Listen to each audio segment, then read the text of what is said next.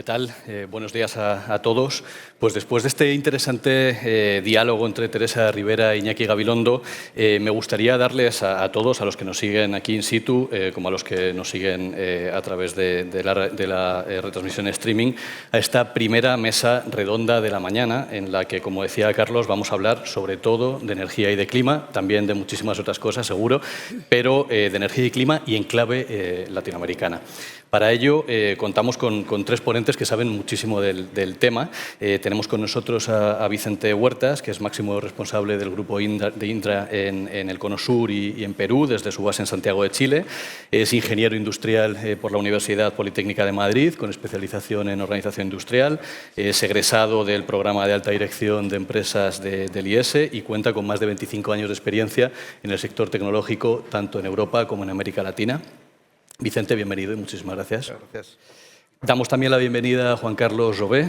Juan Carlos es exministro de Energía y Minería de Chile y actualmente decano de la Escuela de Negocios de la Universidad Alfredo Ibáñez y también fellow del Centro de Política Energética Global de la Universidad de Columbia. Es ingeniero comercial por la Universidad Católica de Chile y máster en Administración de Empresas y en Administración Pública por Harvard. Juan Carlos, bienvenido. Gracias, Ignacio, por la invitación. Y es un gusto también darle la bienvenida a Lara Lázaro. Es investigadora principal del Real Instituto del Cano en el programa de Energía y Clima y profesora de Teoría Económica. Es también doctora por la London School of Economics and Political Science, LSE, y es también licenciada en Ciencias Económicas por la Universidad Autónoma de Madrid. Muchas gracias por acompañarnos hoy. Gracias a vosotros. Pues quisiera empezar honrando un poco el título de esta mesa redonda, ¿no? Y preguntaros a los tres por qué papel puede y debe jugar América Latina en esta transición energética mundial que está lanzada, que está en pleno proceso, pero que todavía faltan muchas cosas por hacer, ¿no? Empezamos por ti, Vicente, si te parece. Muy bien. Sí, el papel de Iberoamérica en esta transición energética global yo creo que es muy relevante. El potencial que tiene toda la región en términos de desarrollo de energías renovables es seguramente uno de los mayores en el mundo.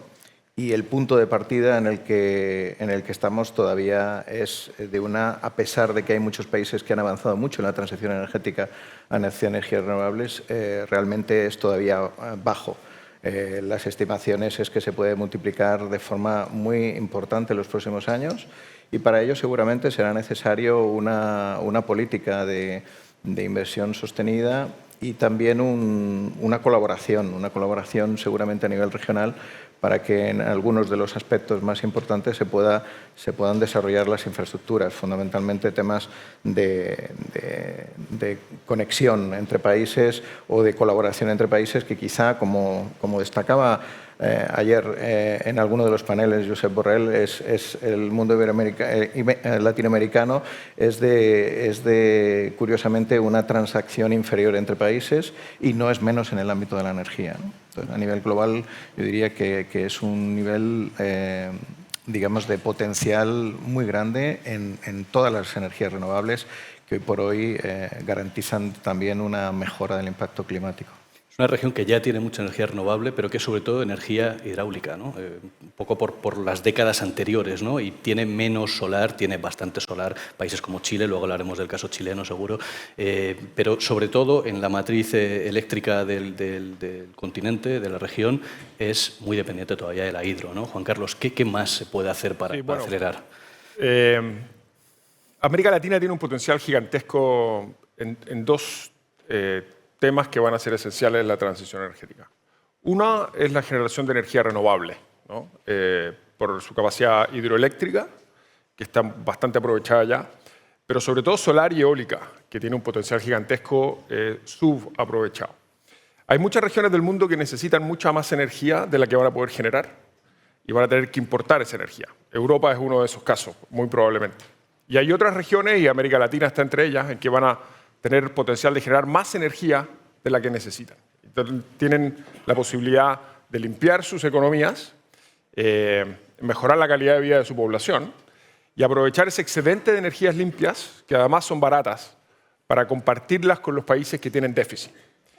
Ahora, el futuro energético, como sabemos, va a ser eléctrico y los electrones son difíciles de mover a distancias largas. Entonces hay que convertir esos electrones en otras cosas. Puede ser hidrógeno, puede ser metanol, puede ser amoníaco, y hay muchos proyectos en etapas tempranas de desarrollo de esos tipos de vectores energéticos. Pero también los países que tienen ese potencial pueden usar esa energía para producir otras cosas. En el mundo del pasado nosotros hemos movido la energía a las industrias, porque el petróleo, el gas y el carbón son relativamente fáciles de mover. Entonces las industrias intensivas en energía se pueden ubicar básicamente en cualquier parte y movemos el carbón, el petróleo y el gas a las industrias. En el futuro, lo más probable es que nosotros movamos las industrias a la energía. Entonces podemos localizar la producción de cemento, de acero, de fertilizantes, por ejemplo, en los lugares que tienen mejor potencial renovable, y América Latina tiene ahí una oportunidad gigantesca. Entonces lo primero es la energía. Y lo segundo son los minerales. En el pasado nosotros dependíamos de los fósiles, y los países que tenían combustibles fósiles tenían una riqueza enorme y tenían un enorme poder geopolítico. Y ya hablaremos de la geopolítica en unos momentos, espero. Pero en el futuro los minerales críticos van a ser esenciales en la transición energética, porque todas las energías renovables, solar, eólica y otras, las turbinas de los parques eólicos, etcétera, los autos eléctricos, las baterías, necesitan muchísimos minerales.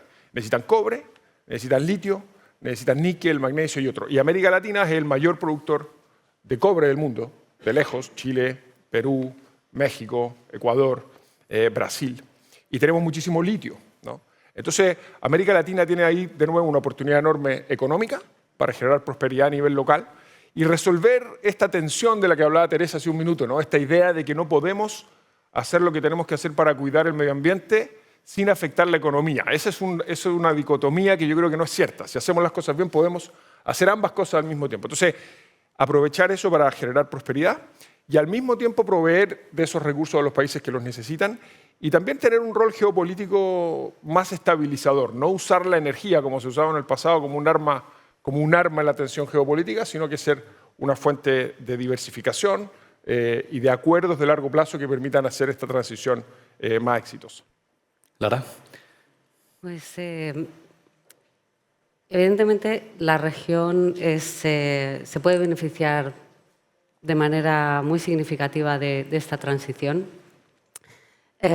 Además de los recursos naturales de los que hemos hablado, es importante remarcar que hay también marcos de gobernanza avanzados, por ejemplo en Chile, con la Ley de Cambio Climático que establece la neutralidad climática. Va a haber una actualización de la Ley Marco de Cambio Climático en México, que también va a dar señales muy importantes para esa descarbonización, porque recordemos que sin esos marcos para la descarbonización es mucho más difícil llevar a cabo una transición ecológica. Hablábamos de que las renovables aportan el 60% de la generación eléctrica y que tenemos un 45% de hidroelectricidad. Es cierto que también los emplazamientos están altamente utilizados y además que tienen problemas también y dificultades y retos a nivel socioeconómico, ¿no? Entonces, bueno, hay oportunidades enormes, pero también hay retos. Las 2/3 partes de las reservas mundiales de litio yo creo que es algo muy significativo, sobre todo para la Unión Europea y sus objetivos de descarbonización. Hablábamos también del grafito, el níquel, el manganeso, las tierras raras y cómo también puede la región contribuir a esa producción de hidrógeno de bajo coste. Irene nos decía que en el 91% de las localizaciones a nivel mundial producir electricidad con renovables ya es más barato que con sus contrapartes fósiles. Esto es importante y en el índice de Bloomberg New Energy Finance, en el Climate Scope de este año, nos indicaban que, como lleva pasando desde el año 2020, Brasil y Chile están en el top 10, en ese ranking. En el puesto número 10 está Guatemala. En fin, oportunidades muy significativas que tendremos que acompañar también con procesos de transición justa, como mencionaba Teresa Rivera en la intervención anterior, porque sin esa transición justa, no solo para el phase-out de los combustibles fósiles, sino también para el phasing de las renovables, va a ser muy difícil que despleguemos todas las capacidades que tenemos en América Latina y en la Unión Europea. Hablabas de esa vertiente económica, claro, es una transición claramente ambiental, pero es una transición económica. Yo no sé si somos conscientes de lo que está por venir, ¿no? Las baterías, o sea, la energía solar fotovoltaica y las baterías ya son la fuente de energía eléctrica más barata en buena parte del mundo, también en buena parte de América Latina. Somos conscientes de lo que está por venir, de este cambio de paradigma, sobre todo en una región como América Latina que tiene esa bicefalia, ¿no? De una oportunidad enorme, grandes recursos, tanto de eólica, de solar fotovoltaica, pero también muchos países dependientes del petróleo todavía, ¿no? Es una sacudida importante para la región, ¿no? Sí. Yo diría que efectivamente la región tiene una gran oportunidad, como estamos diciendo, con todos sus recursos, pero también tiene unos retos técnicos y de regulación y de inversión a afrontar. Realmente esta capacidad de energías renovables también luego necesita de un transporte eficiente. Hoy día en la región iberoamericana las pérdidas de energía son prácticamente el triple de lo que se produce en la OCDE. Y no solo por lados técnicos, también por robo de energía, por conexiones ilegales. Ahí hay un desafío enorme. Efectivamente, hay mucho litio y eso puede permitir que los proyectos de almacenamiento que pueden lograr una estabilidad en las redes y evitar apagones en momentos de problemas climáticos, por ejemplo, pues también es un gran desafío técnico. No solo por tener el litio se va a resolver, hay que dotarse técnicamente de esta solución y Chile pues está avanzando mucho en este tipo de soluciones. Y evidentemente todo esto va a requerir de una regulación y de una inversión constante en el tiempo. Algunos de estos países también sufren lo que muchas veces se conoce como la permisología. Son proyectos de largo plazo que necesitan una serie de permisos, que estos permisos tardan en llegar, que hay problemáticas con el medio ambiente. En fin, al final la continuidad de desafíos para llevar a cabo el desarrollo de ese potencial gigante que tiene, incluso, como decimos, para exportar esa energía hacia el exterior, pues va a requerir de actuaciones de todos los gobiernos y de la región en su conjunto. Juan Carlos, tú tienes esa perspectiva de gobierno, ¿no? Tú has estado en el gobierno y sabes lo que es, ¿no? Sí, bueno, lo primero que cuando uno habla de América Latina siempre tiene la tentación de pensar en América Latina como un bloque. Y geográficamente estamos obviamente en un mismo lugar, pero América Latina tiene enorme diversidad entre sus distintos países. Entonces, uno cuando habla de América Latina como un solo ente siempre corre el riesgo de ser injusto con algún país. Hay países que son productores de petróleo y exportadores de petróleo. O sea, Brasil es uno, Guyana ahora, Colombia, etcétera. Y hay otros que son importadores, hay países que tienen más renovables, otros menos. Entonces hay que tener cuidado con la generalización. Lo segundo que es importante es que la transición energética, y esto es cierto en América Latina y en todas partes del mundo, es un proceso que va a ser muy largo y muy complejo, ¿no? Muchas veces cuando uno ve las proyecciones de las agencias, ve un gráfico que parte aquí y termina allá, pero la realidad no es así. La realidad tiene altos y bajos, tiene complejidades, tiene aciertos y errores. Y eso es porque está cambiando el clima, desde luego, está cambiando la tecnología constantemente, no sabemos exactamente cómo van a avanzar las distintas tecnologías, está cambiando la regulación constantemente, está cambiando la geopolítica y las dinámicas del comercio global. Entonces, saber exactamente cuál va a ser esa transición es muy difícil para los gobiernos. Y una manera de pensarlo es que los gobiernos tienen que ser capaces de navegar esta transición logrando equilibrar tres objetivos que tenemos que tratar de cumplir al mismo tiempo y que es imposible maximizar todos simultáneamente, ¿no? Uno es que sea affordable, o sea, que sea barata, que sea accesible a las personas. Segundo es que sea segura, que podamos asegurar que las familias, los comercios, las industrias tengan acceso a la energía que necesitan. Eso en general lo damos por sentado cuando no hay disrupciones, pero ya lo vimos en Europa después del corte del suministro del gas europeo, lo que eso significa para la familia, el efecto que tiene la desindustrialización de las economías, etc. Y lo tercero es que sea renovable, es que sea, ¿no es cierto?, sostenible. Y manejar esos tres objetivos al mismo tiempo es muy difícil, porque nosotros avanzamos muy rápido en renovables, por ejemplo, que hace que sea más barato, porque son más limpias además, entonces cumplimos dos objetivos, pero como son intermitentes, porque el solar y el eólico generan solamente algunas horas del día, pagamos un costo en seguridad. Entonces, a veces queremos tener carbón, el carbón es barato, y es muy seguro, pero es muy sucio, ¿no? Entonces, ¿cómo los gobiernos balancean esos tres objetivos al mismo tiempo? Es muy complejo. Y es muy complejo además porque en América Latina tenemos la inclinación, como región, a tener ciclos políticos que oscilan de un extremo al otro. Ya vemos lo que está pasando en la mayoría de los países de la región, pasamos de un signo político al otro. Entonces, el desafío de los gobernantes también es construir políticas que sean capaces de soportar el cambio de ciclo político, porque estos son inversiones de infraestructura de largo plazo, que tienen ciclos de desarrollo muy largos, no solamente en energía, en minería es incluso más largo. Entonces, el desafío es cómo uno logra poner en marcha un conjunto de políticas que no cambien cada 4 o cada 5 años cuando cambian los gobiernos. Y eso requiere ser capaz de tender puente con la oposición, generar diálogo, hacer algunas concesiones, porque eso es parte esencial de los acuerdos. Yo creo que en Chile, y corriendo el riesgo de ser muy autorreferente, pero en Chile hemos logrado en materia energética al menos tener un acuerdo relativamente amplio de qué es lo que queremos hacer. Sabemos dónde queremos llegar.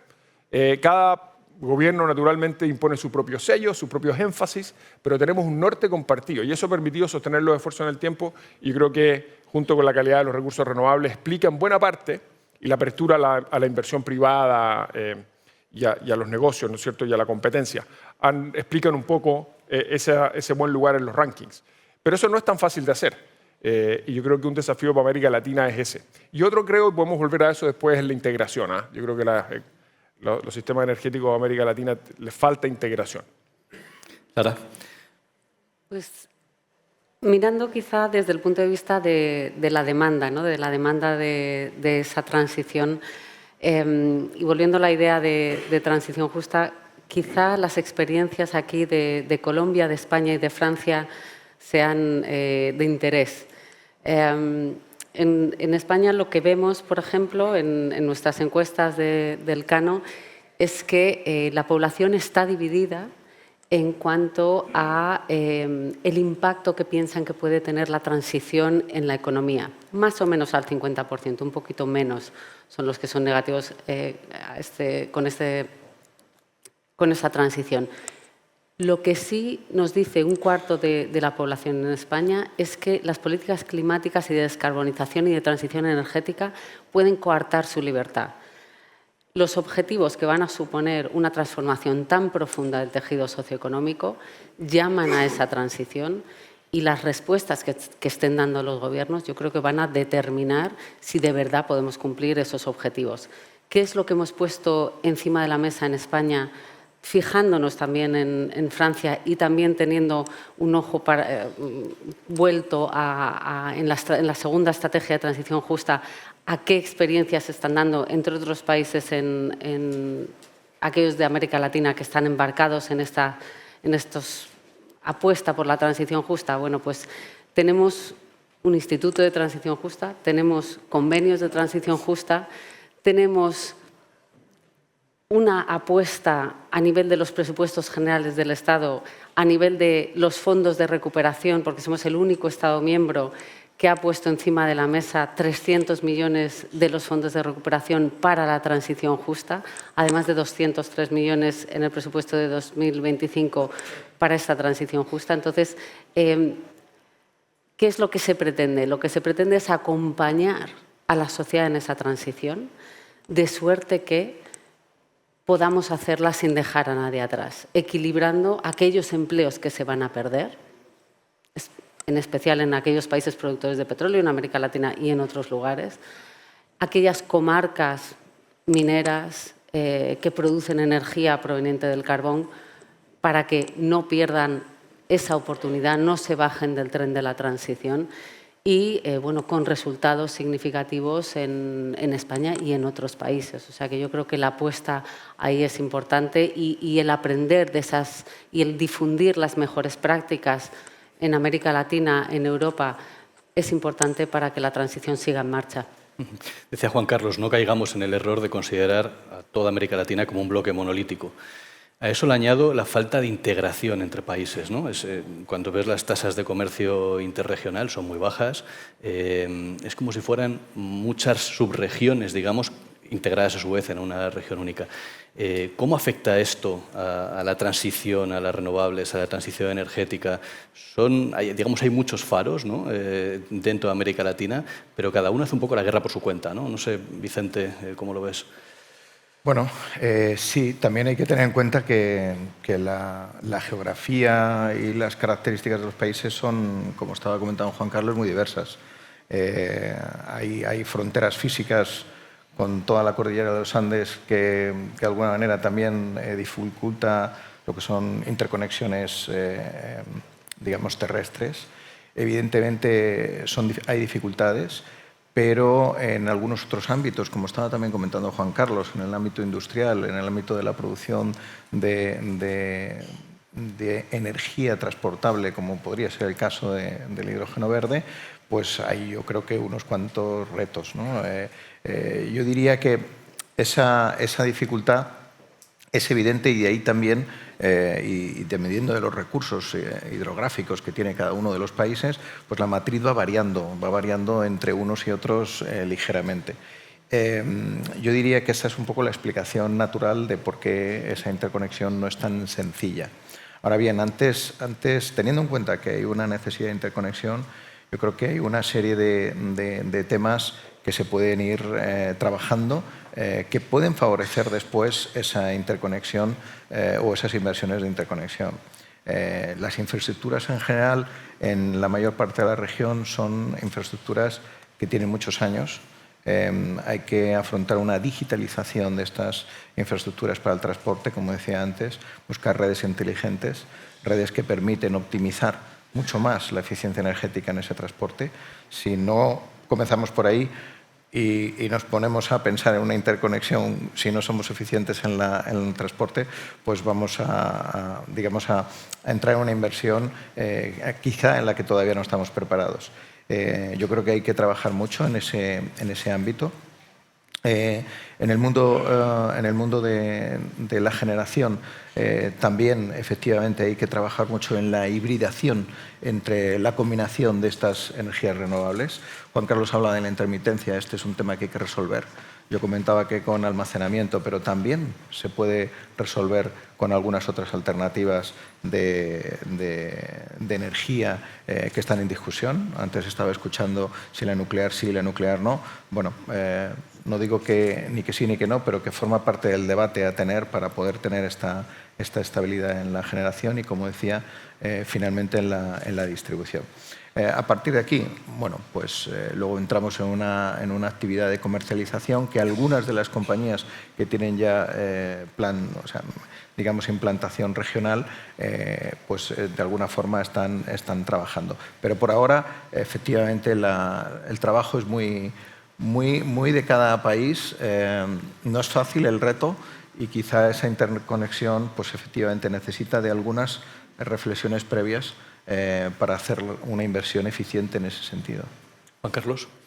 Sí, efectivamente el comercio entre los países de América Latina es bajo, en parte por lo que decía Vicente, que la geografía no ayuda y no tenemos suficiente infraestructura para conectarnos, y en parte también porque los países de América Latina producimos muchas veces productos que son similares. Entonces, el intercambio en general no tiene tanto sentido económico.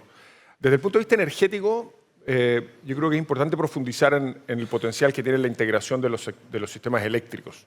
El mundo energético futuro, como dijimos, va a ser eléctrico. Entonces, cuando uno mira América Latina y lo compara con Europa, por ejemplo, América Latina tiene sistemas eléctricos que están muy poco integrados. Hay algo de integración entre Brasil, Argentina, Paraguay y Uruguay. Algunos tenemos más sol y más viento, otros tienen más agua.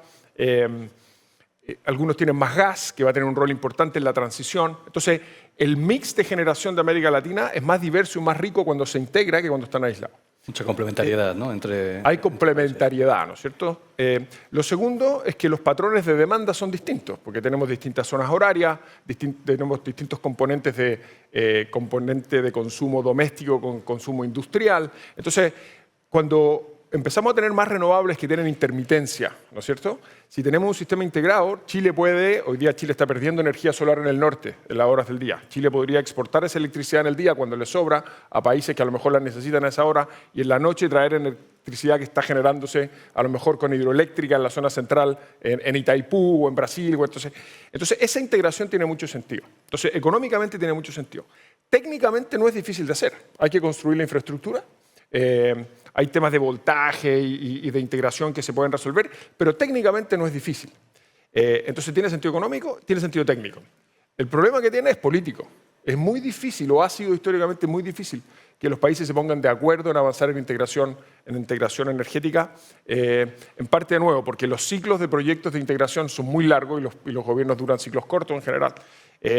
Y lo segundo es que la política, o sea, la economía política de la integración no es trivial, porque claro, si es que nosotros en el día vamos a mandar el sol que nos sobra a otros países, significa que el precio en Chile en el margen va a tender a subir y lo mismo va a pasar en otros países cuando ellos exporten. Entonces, no es tan fácil convencer a las poblaciones de que esa integración tiene sentido y lo último es que hay razones históricas que lo complejizan. Bolivia en el pasado no ha tenido disposición a exportar gas a Chile, por ejemplo. En Chile la disposición de traer gas desde Argentina, después de lo que pasó a principios de los 2000 con el corte del suministro, tampoco es muy alta, a pesar de que el gas argentino es mucho más barato desde vaca muerta que traer gas licuado por los terminales. Entonces, pero hay razones históricas que también lo dificultan. Pero yo creo que los gobiernos tienen un desafío y organizaciones como la CAF, por ejemplo, o el Banco Interamericano de Desarrollo pueden ayudar a generar esa continuidad. Tienen el desafío de tratar de materializar esa integración, porque tendría beneficio enorme para todos los países. Ese debate de interconexiones, redes, falta de voluntad política para poner en marcha nuevas interconexiones es latinoamericano, es global, es muy europeo también, ¿no? Pero ahí es donde está la clave del asunto, ¿no? Allí y aquí, ¿no? Si no hay interconexiones, si la red no se mejora, probablemente sea muy difícil integrar más renovables, probablemente no, con toda seguridad, ¿no, Lara? Es un debate muy global y que encierra muchas complejidades en sí mismo, ¿no? Es una cuestión política, hay una cuestión técnica evidente, ¿no? Pero claro, si ese cuello de botella no se resuelve, va a ser muy difícil que la transición avance al ritmo deseado, incluso más rápido, ¿no, Lara? Sí, sin duda. Nosotros el ejemplo, desde luego, lo tenemos con Francia. Para nosotros ampliar esas interconexiones con Francia ha sido un cuello de botella todavía no resuelto. No vamos a llegar a los objetivos, ya no hemos llegado a los objetivos del 2020 y con dificultad del 2030. Ahondando en lo que acabáis de decir, las divergencias entre políticas energéticas para la integración en América Latina evidentemente no ayudan, esa aversión a la inversión extranjera directa en algunos países y requisitos de contenido local. También a ahondar en no solo la integración eléctrica, sino también la integración en las cadenas de valor desindustrializadas, es decir, en pensar, decíamos, en un modelo de descarbonización competitiva abierta en el que podemos no solo intercambiar materias primas, sino también productos a lo largo de esa cadena de valor. Creo que eso es importante. Y recordar la sugerencia, por ejemplo, de OLADE de un tratado ad hoc sobre integración eléctrica, ¿no?, para la región. Entonces, bueno, estos son algunos de los elementos, pero desde luego sin interconexiones no va a haber objetivos climáticos cumplidos. ¿Puedo complementar una cosa? Para poner en perspectiva la importancia de la integración. O sea, Europa, sobre todo Alemania, después del corte del suministro del gas ruso el 22, no hubiera tenido ninguna posibilidad de sortear la crisis si no hubiera estado integrado al resto de Europa, ¿no es cierto? O sea, la capacidad de traer electrones desde Francia que están generados con nuclear y que son energía, digamos, independiente, generada a nivel local, fueron esenciales para que Alemania saliera de la crisis. Tuvo costos, tuvo daños en la industria, los hogares sufrieron pics de precios altísimos, pero trajo energía de Noruega, trajo energía de Francia, esa integración fue esencial para superar la crisis del gas del 2022, ¿no es cierto? Entonces, cuando uno piensa en el futuro, la integración es muy importante porque da acceso a esa diversificación, que es la clave de la seguridad de suministro de largo plazo. Decía Teresa Rivera en el panel anterior, esta inclinación del presidente Trump de pensar que Estados Unidos va a poder hacer todas las cosas que necesita a nivel local. Eso no tiene, desde luego, no tiene sentido, ¿no es cierto? La economía global está demasiado integrada. Pero en materia energética, la lección de la crisis del 2022 en Europa no es que no hay que traer energía de afuera, porque algunos dijeron, bueno, el problema es que traíamos el 40% de la energía de Rusia. El problema ni siquiera era que fuera Rusia. El problema es que era el 40 o el 50%. Si eso hubiera sido un 10% y las fuentes hubieran sido diversificadas, no hubiera sido un problema. Como decía Churchill en algún minuto, la seguridad de suministro viene de la diversificación. Esa es la fuente principal, ¿no es cierto? Entonces, la integración permite esa diversificación que permite acelerar la penetración de renovables y hacerlo más sostenible, y le permite además a los países tener más seguridad de abastecimiento. Entonces, yo creo que eso es esencial, y América Latina tiene mucho camino que recorrer ahí. Más integración y más electrificación, ¿no? Si no se electrifica, difícilmente se va a poder llevar a cabo esta transición, ¿no? Yo no sé América Latina ahí cómo va y qué retos tiene pendientes, Vicente.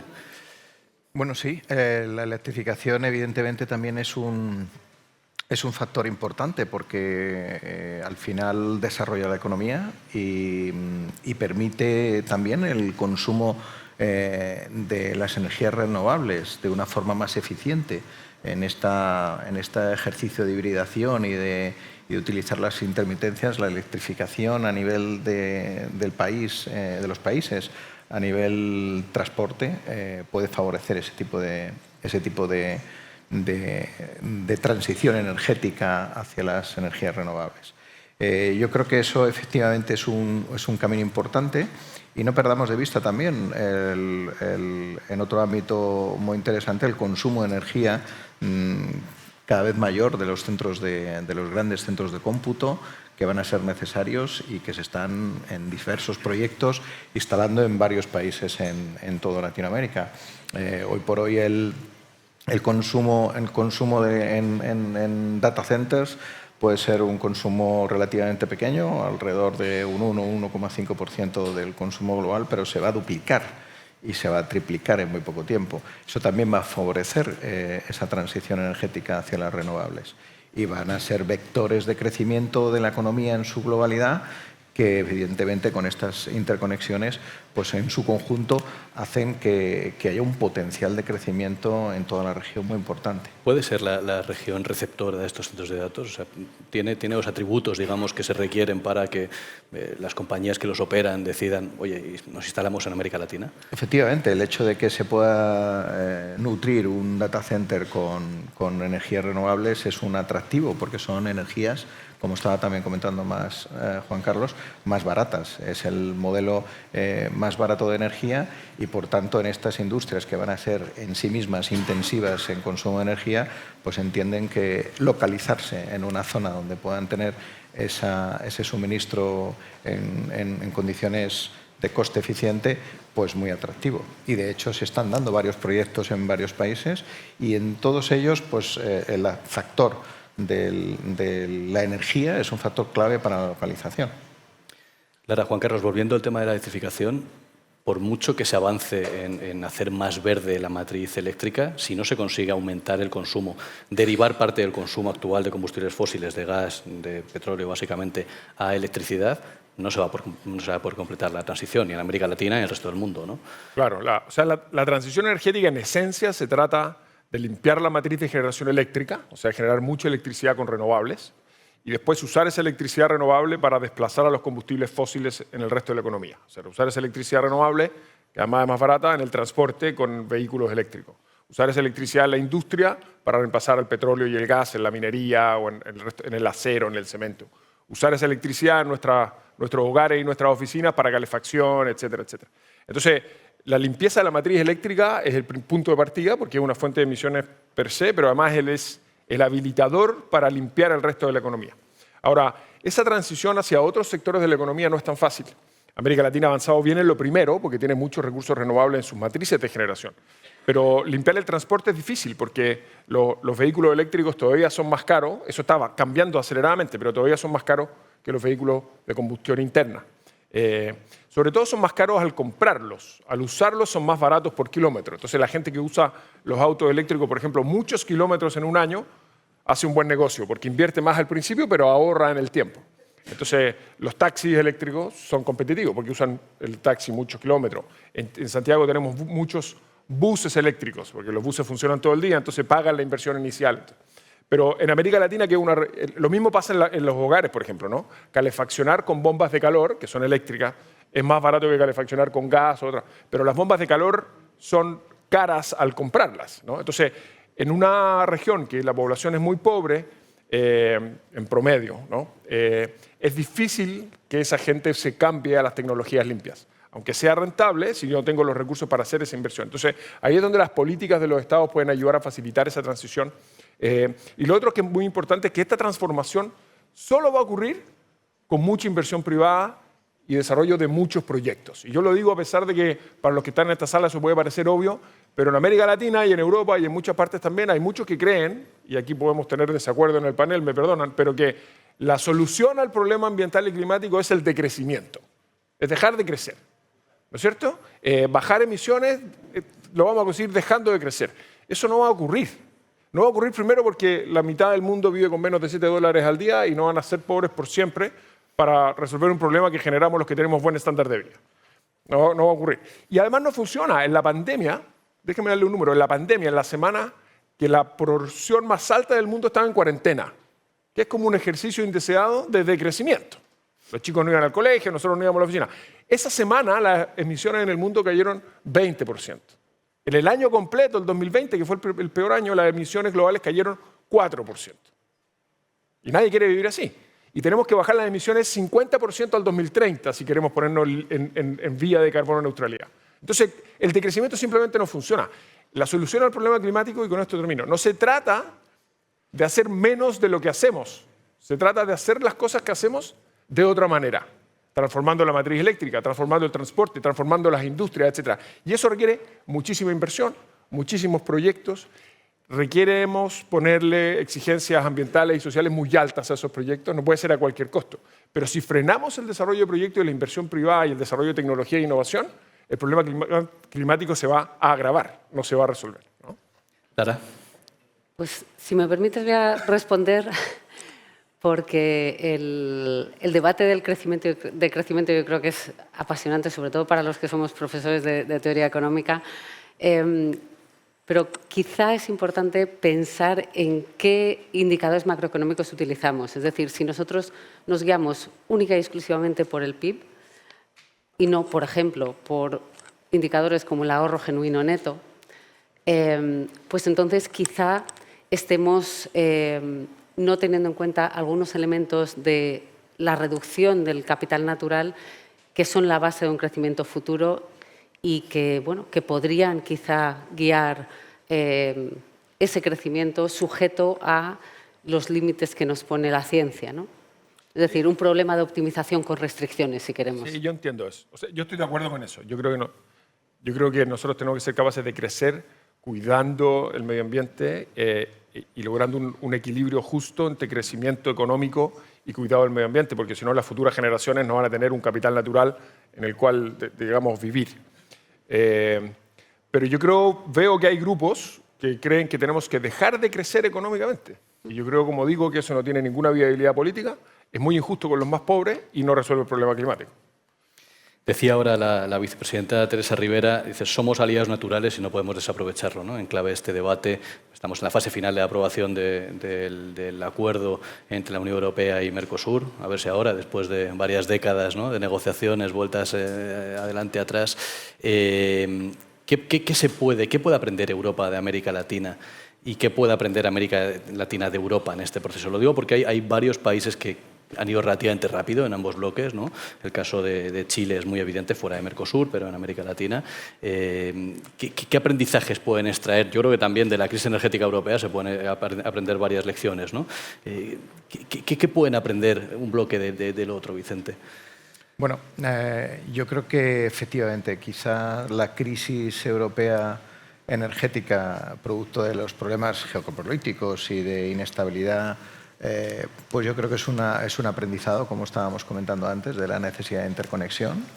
Pero también yo creo que es, en el sentido contrario, y quizá obviamente por la cantidad de recursos naturales que existen en Iberoamérica, pues el trayecto o la transición energética que se están realizando, que se están planteando países en Iberoamérica, también yo creo que es un ejemplo, ¿no? Lo que está ocurriendo en Chile yo creo que también puede ser un referente de cómo realizarlo. Y también se ven un poco la similitud de los problemas, ¿no? El apagón que tuvimos en Santiago y que poco tiempo después tuvimos aquí en España. Yo creo que esos aprendizajes sirven para toda la comunidad, tanto latinoamericana como europea. Y ese acuerdo con Mercosur yo creo que es muy importante. La realidad es que hay un potencial de desarrollo de las energías renovables que pueden ser, en algunos análisis que está haciendo la Organización Latinoamericana de la Energía, del 400%. De aquí al 2030, que está aquí al lado. Para aprovechar toda esa capacidad hay que desarrollar acuerdos con Europa para poder encontrar el mecanismo de consumo y de aprovechamiento de estas energías y su traslado hacia Europa, ¿no? Y ahí, bueno, pues yo creo, yo soy en el debate del hidrógeno verde, yo creo que es una de las alternativas. Hay otras. Y yo creo que en ese sentido ese acuerdo tiene que ser fundamental. Y además también en compartir experiencias sobre cómo continuar contribuyendo positivamente a ese cambio climático, a esa reducción de emisiones. Yo creo que el viaje en esa transición energética tiene distintas velocidades según los países, pero tiene muchos puntos de encuentro y de similitud en el desafío. Por tanto, me parece clave terminar este acuerdo si es que finalmente lo conseguimos.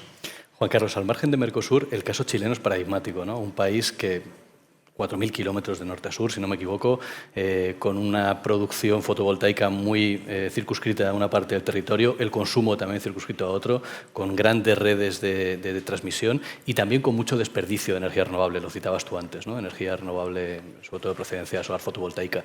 Es como un gran laboratorio, digamos, ¿no? del que pueden aprender otros países, ¿no? Sí. Para bien y para mal, ¿no es cierto? Tenemos muchas cosas que hemos hecho bien en Chile en materia energética. Tenemos recursos naturales que son muy únicos, ¿no? La radiación solar en Chile es la mejor del mundo, literalmente no lo digo yo, lo dicen los que lo han estudiado como independientes, digamos, la mejor radiación solar en el desierto de Atacama. Tenemos muy buen viento, además, sobre todo en la zona sur, en Patagonia, eso lo compartimos en parte con Argentina. Factores de planta, como se llaman, muy altos. Y no solamente son de muy buena calidad, son muy abundantes. En Chile nosotros podríamos construir capacidad de generación solar, eólica y otras renovables que es como 70, 80 veces el tamaño de nuestra matriz de generación. Entonces, nunca vamos a poder aprovechar todo eso a nivel local. Podemos usarlo para limpiar nuestra matriz, generar industrias intensivas en energía y exportar ese excedente al resto del mundo. Y hemos logrado desplegar esas energías con mucha velocidad. Yo diría que las claves de ese éxito han sido... Primero, aparte de la calidad del recurso, ha sido la continuidad de política en el tiempo, mandar una señal clara a los inversionistas de que este es un plan de Estado, no de un gobierno en particular y que va a sostenerse en el tiempo. Y un compromiso muy profundo, diría yo, con la inversión privada. Nosotros tenemos un mercado en que básicamente no hay subsidios, hay muchísima competencia, tenemos un campo abierto a inversionistas de todos los países del mundo. La mayoría de las grandes compañías de generación eléctrica están invirtiendo en Chile. Y eso genera un atractivo enorme para que se desplieguen tecnologías e inversión en el país. Ahora, tenemos desafíos. La intermitencia de las renovables es un desafío. ¿Cómo balanceamos eso con almacenamiento, con tecnologías que permitan dar estabilidad al suministro? Tenemos desafíos ambientales y de permisología. O sea, ¿cómo logramos resolver bien esta tensión entre desarrollo de energías renovables y que tienen beneficios, como dijimos, pero cuidamos el medio ambiente y a las comunidades locales? Está siendo muy difícil en Chile construir líneas de transmisión, que mucha gente se opone a las centrales de carbón, pero después se opone a las líneas de transmisión. Y digo, ¿pero cómo? Si línea de transmisión no podemos reemplazar al carbón por renovable, porque hay que traer esa electricidad hasta donde se necesita, entonces hay contradicciones. Entonces tenemos desafíos, pero yo creo que Chile lo ha hecho razonablemente bien. Y como digo, yo creo que la continuidad de política ha sido muy importante. Para los que no son chilenos, eso no lo tenemos en todas las áreas de política pública. Ojalá tuviéramos esa continuidad en otros sectores como educación, por ejemplo. Veo a la exministra Marcela Cubillo ahí en educación o en salud o en otros temas. Pero en energía lo hemos conseguido y creo que eso ha sido muy importante para que ese potencial natural que tenemos efectivamente se convierta en desarrollo efectivo de proyectos. Nara, me gustaría preguntarte pues, ese nexo entre seguridad y clima, ¿no? Seguridad de suministro y el sentido más amplio de seguridad, ¿no? Lo hemos visto en Europa muy claramente en estos últimos tiempos, en estos últimos 3-4 años. Yo no sé qué lecciones hemos aprendido y qué conclusiones se pueden sacar a futuro, pero son dos variables, dos conceptos que van a estar cada vez más interrelacionados de lo que ya lo están, que es mucho, ¿no? Sí, yo creo que la respuesta de la Unión Europea fue clara, el REPowerEU, con esa estrella del norte que supone el Pacto Verde Europeo y los objetivos de descarbonización a 2030 y a 2050, ese menos 55% con respecto a 1990 en 2030. Vamos a ver qué es lo que conseguimos el 4 de noviembre con respecto al objetivo de 2040 y esa neutralidad climática a mediados de siglo y bueno, esa apuesta, ese redoble por las energías renovables que lo que supone es bueno, pues una mayor o menor dependencia de la que hablábamos anteriormente. En cuanto a la seguridad, al nexo seguridad-clima, que es el segundo elemento, aquí es importante pensar en qué modelo de seguridad queremos, si queremos securitizar, que es algo que desde el Cano, desde luego, no es nuestra opción, si queremos abrazar esa seguridad humana o si queremos avanzar hacia un paradigma que está de manera indirecta mencionada en el Pacto Verde Europeo, que es esa protección del capital natural como elemento de seguridad para nuestros ciudadanos y para nuestros territorios, ¿no? Sabemos que el cambio climático, los impactos aumentan la probabilidad y la gravedad de eventos socialmente contingentes, como las migraciones y los conflictos, pero los conflictos también tienen un impacto tanto en el desarrollo de renovables, y lo hemos visto en Ucrania y en Gaza, como, y en su uso, por supuesto, como en las emisiones de gases de efecto invernadero, como en la atención mediática y en la asignación de fondos. Es decir, que hay una relación muy estrecha y, desde luego, abogamos por que se tenga en cuenta para la seguridad esos elementos de transición y esos elementos de impactos climáticos. Vicente. Quería comentar, hablando de seguridad, que bueno, en toda esta transición energética que estamos hablando, incremento de energías renovables que tenemos en toda la región, como estábamos diciendo antes, se necesita transmisión, vamos a fomentar la digitalización de tanto la generación como la distribución y comercialización de la energía, y en ese sentido, cuanta más digitalización, pues más impacto podemos tener en asuntos de seguridad sobre infraestructuras que son críticas. Entonces, cuando hablamos de seguridad y de conflictos, hablemos también de proteger nuestras instalaciones críticas en términos de ciberseguridad. Hoy día se están recibiendo más de 1 millón de ataques y esto pues, va a requerir también de una conciencia en los países de que hay que proteger estos activos críticos. En este sentido, hay unos cuantos países que ya tienen planes, entre ellos Chile, con políticas que nacen de la Agencia Nacional de Seguridad, de Ciberseguridad, pero esto es un gran desafío porque va a exigir, una vez más, inversiones y planificación por parte de los países. Y no todos los países en Iberoamérica están con ese nivel de desarrollo. Y es un factor clave que quizá de la seguridad que quizá pues, influye mucho también en los conflictos entre países. Y estamos viendo geopolíticamente la importancia que tiene hoy este tipo de guerra. Justo de geopolítica quería hablar, ¿no? Hablábamos del vínculo entre seguridad y energía, seguridad y clima, energía y geopolítica. Son dos variables que han estado interrelacionadas históricamente, pero que en los últimos tiempos y en lo que viene probablemente lo estén aún más, ¿no? Tanto por la sacudida geopolítica que viene por el propio cambio de patrón energético en la propia matriz, como por el hecho de que, bueno, tenemos muchos conflictos abiertos, muchos de ellos con una raíz o con un vínculo con la energía, ¿no, Juan Carlos? Es una nueva realidad también la que viene, ¿no? De un vínculo aún mayor, ¿no?